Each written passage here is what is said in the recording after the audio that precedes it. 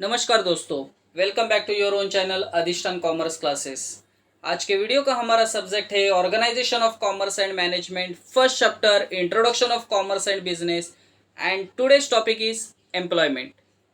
It is an economic activity in which people work for others. So employment एक economic activity है जहां एक व्यक्ति दूसरे व्यक्ति के लिए काम कर रहा है।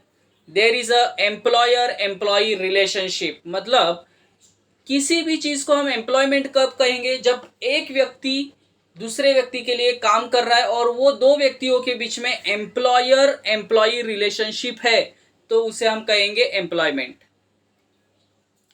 Employer is the person who offers the job and the person who accept the job is called employ. तो जो व्यक्ति जॉब को ऑफर कर रहा है that is called employer, and जिसको वो ऑफर कर रहा है जॉब उसको हम कहेंगे employ.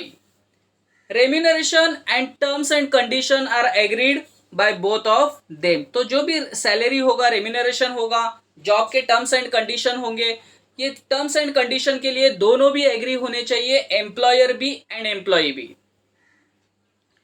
Features, aim, the aim is to earn money, economic activity है तो एम मनी कमाना ही होगा, पैसा कमाना ही होगा। For meeting needs of the employees and employers, so दोनों का जरूरत पैसा कमाना है, एम्प्लॉयर का भी एंड एम्प्लॉय का भी। एम है the main aim is to earn money for meeting needs of the employees and employers. Second point, qualifications. Each job require some qualification, हर एक जॉब के लिए एक पर्टिकुलर क्वालिफिकेशन का जरूरत होता है। Skilled and unskilled labour is required as per the nature of job. तो जॉब किस तरीके का है उस पर डिपेंड करेगा कि वो जॉब के लिए स्किल्ड एम्प्लॉय चाहिए कि अनस्किल्ड एम्प्लॉय चाहिए।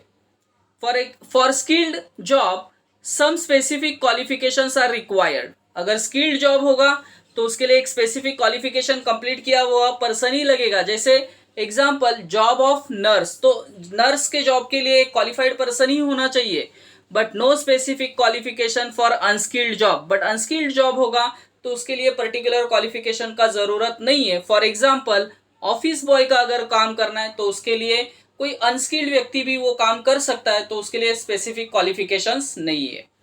Monetary returns, wages and salaries is given as a financial return to employee after completion of work। तो वेजेस एंड सैलरीज फॉर्म में एम्प्लॉयज को उसको जो दिया हुआ काम है उसने कंप्लीट करने के बाद उसका जो एम्प्लॉयर है, मालिक जो है, वो उसे वेजेस या सैलरी पेड किया जाएगा। वेजेस किसको कहते हैं? Wages are decided in advance before the appointment, wages are paid daily और वीकली। तो वेजेस क्यों कहा जाता है? ये एक सैलरी ही होता है, बट वेजेस क्यों कहा जाता है? क्योंकि वो डेली या वीकली बेसिस पे किया जाता है। सैलरी जो पेड होता है वो मंथली बेसिस पे पेड होगा। Along with salary other benefits, तो बोनस मिल सकता है, क्वार्टर्स टू स्टे, रहने के लिए quarters, subsidize food in a canteen, canteen facility होगा, also can be given to the employees. Next point, fourth point, capital. No capital is required for employment because employer invest and provide everything to the employee for completing the job। देखिए, employ को तो वैसे कुछ भी investment capital का जरूरत नहीं है। No capital is required for employment because पूरा जो इन्वेस्टमेंट है ये सब एम्प्लॉयर ही करता है। Employer invest and provides everything to the employees for completing the job. So capital का रिक्वायरमेंट एम्प्लॉयर के लिए है, but employ point of view कुछ भी कैपिटल रिक्वायरमेंट नहीं है। No capital is required. Registration, no registration is required. Every employ has to follow the rules and regulation mention in the terms and condition of employment contract.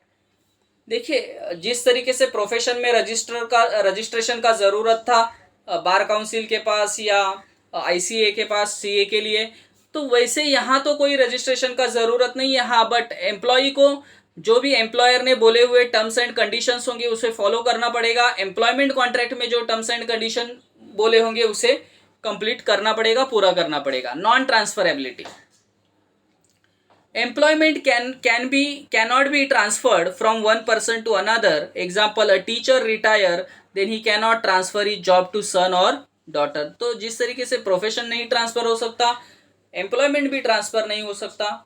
Example के तौर पे बोला है, teacher, if teacher retires then he can not transfer his job to his son or daughter. Nature of work, every employee is expected to complete the work which is given to him।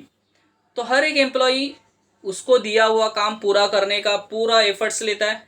The nature of work, the nature of job decide the nature of work, मतलब काम क्या करना है ये depend है कि आप किस तरीके का जॉब कर रहे हैं, तो जॉब के अनुसार ही आपको काम करना पड़ेगा। सो आई होप दोस्तों ये सभी पॉइंट्स आपको क्लियरली समझे होंगे। मेरे एफर्ट्स आपको पसंद आए तो प्लीज़ लाइक करना, दोस्तों के साथ शेयर करना। That's it, thank you very much दोस्तों। फिर मिलते हैं नेक्स्ट वीडियो में, तब तक के लिए बाय बाय।